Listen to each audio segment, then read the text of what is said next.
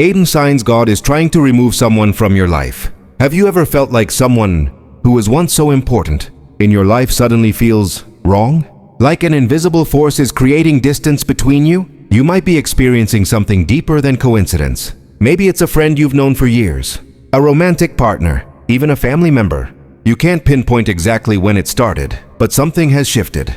And no matter how hard you try to fix it, to go back to how things were, it feels like you're swimming against an invisible current. What if I told you that current isn't working against you, it's working for you? Today, we're exploring 8 profound signs that suggest God may be redirecting your path by removing someone from your life. And sign number 3? It's the one most people completely miss. Yet it's often the clearest message of all. But before we dive in, let me ask you something. Have you ever looked back on a relationship that ended and thought, "Thank God that didn't work out"? That's exactly what we're talking about today, except you're in the middle of it right now, and you can't see the blessing yet. Let's begin. Sign number 1, the peace that fades. Here's something curious. You used to feel energized after spending time with this person. Conversations flowed, laughter came easily. You felt like yourself, maybe even the best version of yourself. But now, there's a heaviness, a tension you can't quite explain. Your shoulders tighten when their name appears on your phone. You rehearse conversations in your head before you have them. You feel like you're walking on eggshells, constantly monitoring your words, your tone, your energy. This isn't about a bad day or a single argument. It's a persistent unease that settles in your spirit whenever you're around them. Like your soul is trying to tell you something your mind hasn't figured out yet. The Bible talks about the peace that surpasses all understanding. That peace isn't just a feeling, it's a compass. It's God's internal GPS system, guiding you toward His will and away from what doesn't serve your purpose. When that peace consistently vanishes around someone, when you find yourself feeling drained, anxious, or disconnected from your own sense of calm, pay attention. This is often the first whisper from God that something needs to change. Question to ask yourself: when was the last time I felt genuinely at peace in this person's presence? If you have to think hard to remember, that's your answer. Here's what makes this sign so powerful. Your spirit knows before your mind does. You might still be trying to rationalize the relationship, listing all the reasons to stay, but your peace has already left the building. And where the peace of God is absent, His presence is redirecting you elsewhere. Sign number 2. Repeated patterns you can't ignore. They apologize. You forgive. A week passes, maybe a month. Then the same behavior returns like clockwork. It's a cycle you know by heart now. The disappointment, the confrontation, the tearful apology or the promise to change. The brief period of improvement that gives you hope. And then, the backslide. Again, and again, and again. Here's what's interesting. God will often allow patterns to repeat until we finally recognize them. It's not punishment, it's revelation. He's showing you who someone truly is, not who you hope they'll become. Think about it. How many times have you said, "This is the last time," only to find yourself in the exact same situation months later? How many times have you explained your boundaries, your needs, your hurt, only to watch those words evaporate into empty air? Maya Angelou said it perfectly. When someone shows you who they are, believe them the first time. But most of us need to see it the second time, and the third, and the 10th. We're not foolish for this. We're hopeful. We're loving. We believe in redemption and second chances. But here's the distinction. God wants you to understand. There's a difference between someone who stumbles and gets back up, genuinely growing and changing, and someone who simply knows what to say to keep you around. The cycle isn't breaking because maybe it's not supposed to. Maybe the lesson isn't about fixing them. It's about recognizing when it's time to walk away. God doesn't waste your pain. Every repeated pattern is a teacher. And the curriculum is this: you cannot love someone into changing. You cannot sacrifice enough of yourself to transform someone who isn't willing to do the inner work. And staying in a cycle that God is trying to break you out of isn't loyalty. It's resistance to His better plan. Sign number 3, doors keep closing, the one everyone misses. This is the sign most people overlook because it seems like bad luck or poor timing. But stay with me. This might be the most important sign of all. You try to make plans, something comes up. You attempt to reconnect, the conversation falls flat. You want to work things out, circumstances mysteriously prevent it. Their phone dies during important conversations. They get unexpectedly busy right when you need them. Meetings get canceled. Texts go unanswered for days. That coffee date you've been trying to schedule for months? Something always comes up. Here's the revelation. When God is closing a door, He'll often make it incredibly difficult to keep it open. Plans fall through. Communication breaks down. The universe itself seems to be working against the connection. Now, I know what you're thinking. Maybe they're just going through something. Maybe I need to try harder. Maybe if I just reach out one more time. But here's what's really happening. You're pushing on a door that God has already closed, and you're exhausting yourself in the process. There's a story in the Bible about Paul wanting to visit certain cities, but the Holy Spirit prevented him. He had plans. He had good intentions, but God had different plans. And when Paul finally stopped pushing and followed the Spirit's lead, he ended up exactly where he was meant to be, where his ministry had the greatest impact. The same is true for you. Those closed doors aren't obstacles. They're protection. They're redirection. Stop exhausting yourself trying to force open what God is gently closing. Stop interpreting every canceled plan as a temporary setback that you need to overcome. Sometimes the obstacle isn't something to push through. It's something to pay attention to. When God closes a door, He's not being cruel. He's being clear. And the energy you're spending trying to pry it open, that's energy meant for the door He's about to open instead. There's wisdom in the obstacles. Trust them. Sign the rune 4. Your prayers shift. Remember when you used to pray for them? For their success, their happiness, their growth? You prayed they'd find their purpose, overcome their struggles, achieve their dreams. Your prayers were full of hope and intercession. You stood in the gap for them. You believed in them, sometimes more than they believed in themselves. But now, if you're honest, you're praying for clarity, for protection, for God to either fix the relationship or show you what to do, for wisdom to know whether to stay or go, for strength to endure another day, for peace in the midst of confusion. You might even be praying for God to change your heart, to help you love them the way you used to restore the feelings that have faded, to give you back the desire to fight for the connection. This shift in your prayer life is significant. It's not subtle, and it's not something that happens overnight. Your spirit is already sensing what your heart is struggling to accept. You're no longer asking God to change them. You're asking Him to guide you. That's a fundamental shift from hoping they'll transform to recognizing that you need direction. Here's something powerful to consider. When you stop praying for someone's change and start praying for your own clarity, you're actually entering a deeper level of surrender. You're releasing control. You're admitting that you can't fix this, that you need divine intervention and wisdom. And God honors that prayer every single time. That's not giving up. That's surrendering to divine wisdom. It's recognizing that your limited perspective can't see what God sees from His vantage point. Pay attention to how you pray. Your prayers reveal the true state of your heart, often more honestly than your words or even your thoughts. When your prayers shift from bless them to guide me, God is already preparing you for transition. Sign number 5. Wise people in your life see it before you do. Here's something that happens quietly but powerfully. The people who genuinely care about you start expressing concerns. Not gossip, not jealousy, not people who barely know you offering unsolicited opinions, but real, genuine worry from people who have walked with you, supported you, and consistently demonstrated that they have your best interest at heart. Your mom mentioned something. Your best friend asks if you're okay. Your mentor gently questions the relationship. Your sibling expresses concern, and you find yourself defending, explaining, justifying. You don't understand. They're going through a hard time. It's not as bad as it looks. They're really trying to change. Sound familiar? When multiple trusted voices, people who have proven their love for you time and time again, are seeing red flags you're trying to ignore, pay attention. This isn't coincidence. This is God speaking through the counsel of the wise. Proverbs 15:22 says, "Plans fail for lack of counsel, but with many advisors they succeed." And Proverbs 11:14 tells us, "Where there is no guidance, a people falls, but in an abundance of counselors there is safety." Here's the uncomfortable truth. Love can make us blind. When we're emotionally invested in someone, we develop blind spots the size of canyons. We explain away behavior we'd never tolerate from anyone else. We make excuses we'd never accept if our friend was making them. But the people who love you, they're not wearing your rose-colored glasses. They see clearly what you're working overtime to not see. Now, this doesn't mean you should let everyone's opinion dictate your relationships. Not every voice deserves a vote.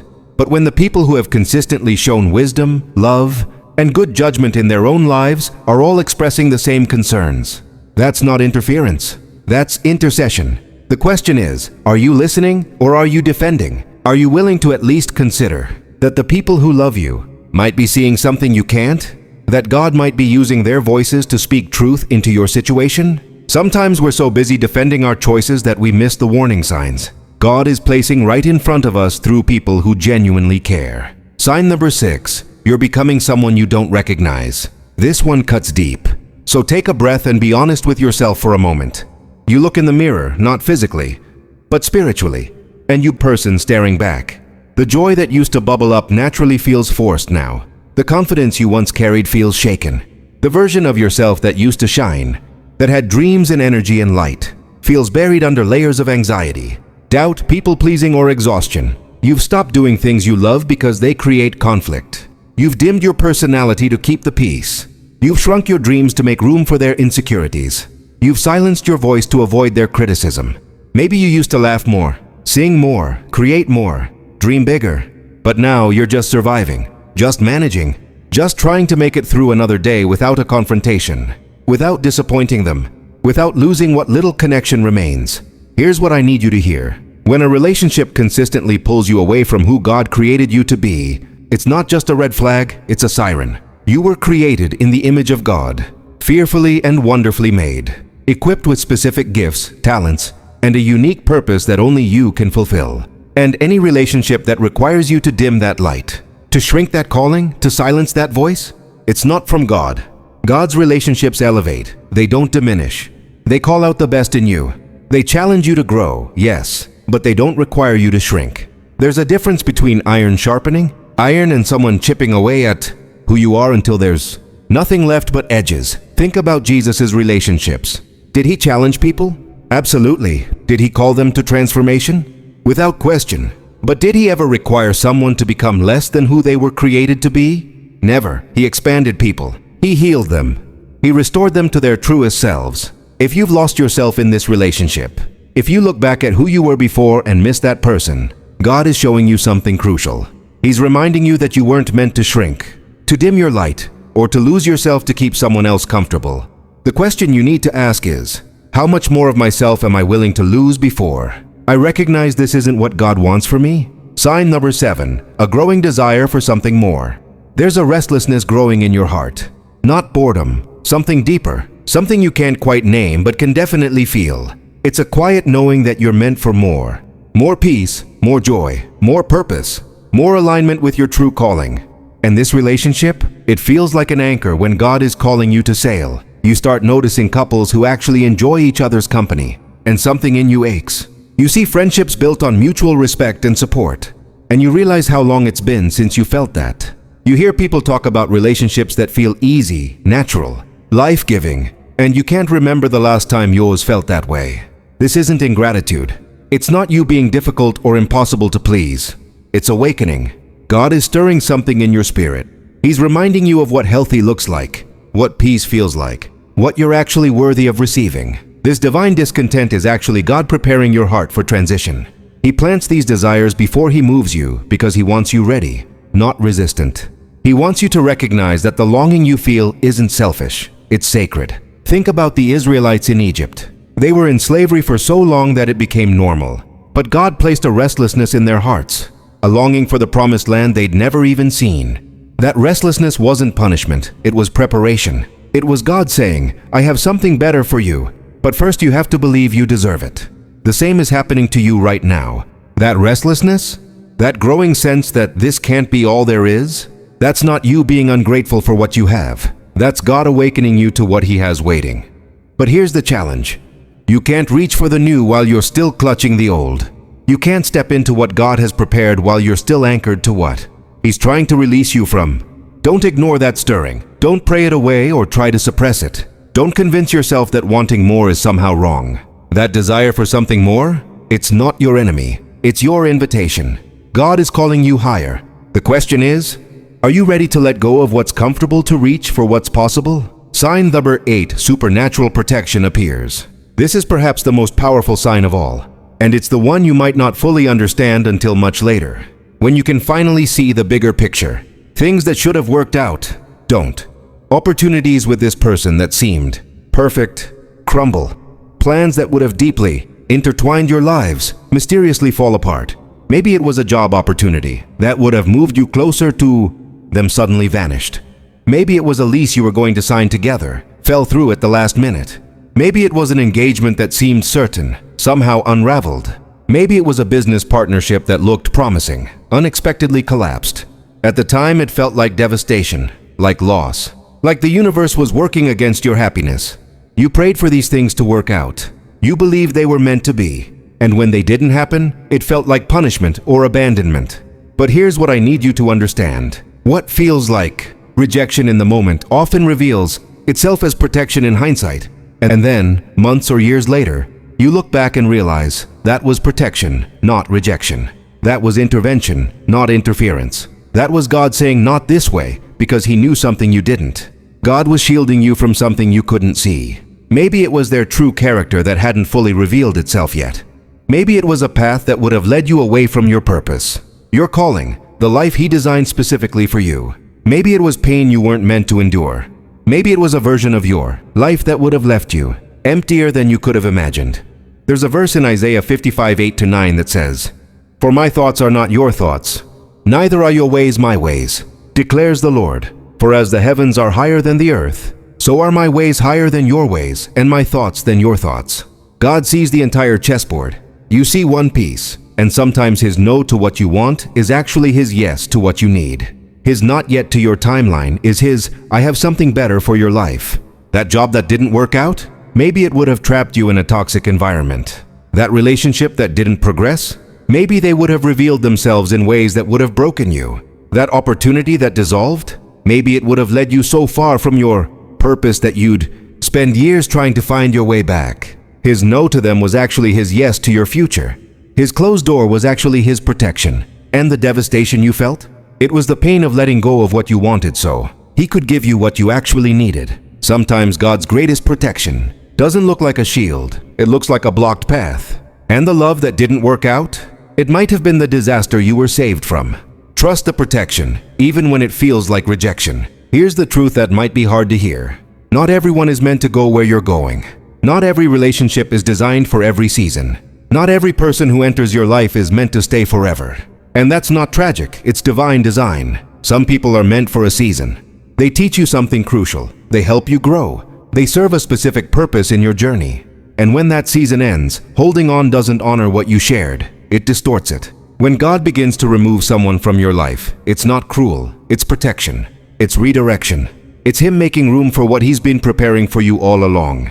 But you can't receive what He has for you while you're still clutching what He's trying to release. Think about it like this. Your hands are full, holding on to something that God is gently trying to take from you. And He's standing there with something better, something perfectly designed for this next chapter of your life. But you can't receive it because your hands are still full. The question isn't whether it hurts. Transitions often do. Growth is rarely comfortable. Letting go of what's familiar, even when it's harmful, requires courage that not everyone can muster. The question is, will you trust the one who sees the entire story while you're only reading one chapter? Will you trust that the God who created the universe, who knows the number of hairs on your head, who has plans to prosper you and not to harm you, will you trust that? He might know something about your situation that you don't. If you're experiencing these signs, I want you to do something right now. Take a moment, a real moment, not a rushed one. Close your eyes if you need to, and pray for clarity, not for the relationship to work out, not for them to change, but for God to confirm His will for your life. Ask Him to show you what He sees. Ask Him to give you the courage to release what He's releasing and the faith to receive what He's preparing. Ask Him to align your will with His will, even if it's painful, even if it's not what you wanted. And then, have the courage to let go of what He's releasing so you can receive what He's preparing. Have the faith to walk away from what's comfortable but unhealthy toward what's unknown but divinely appointed. Because sometimes God's greatest blessings come disguised as painful goodbyes. Sometimes the most loving thing God can do is remove someone who was never meant to stay. Sometimes the kindest act is the closed door. Sometimes the greatest mercy is the relationship that doesn't work out. Your story isn't over. This chapter is ending, yes, but the next one is being written by the same God who parted seas, who made the sun stand still, who raised the dead. And if He can do all that, He can certainly guide your life through this transition. Trust Him, even when it hurts, especially when it hurts, because on the other side of this goodbye is a hello you can't even imagine yet. On the other side of this release is a blessing with your name on it. On the other side of this closed door is an open one, and behind it is everything you've been praying for. You just didn't know you needed to let go first. If you're walking through this right now, know that you're not alone. Thousands of people have experienced these signs and had the courage to trust God's redirection, and not one of them regrets it. What sign resonated most with you? Which one made your heart skip a beat because it's exactly what you're experiencing? Drop a comment below. Sometimes just naming it gives you the courage to act on it. And if this message spoke to you, share it with someone who might need to hear it. You might be the answer to someone else's prayer for clarity today. Remember, God's delays are not His denials. His closed doors are not His rejections. His no to this is His yes to something better. Trust the process. Trust the timing. Trust Him.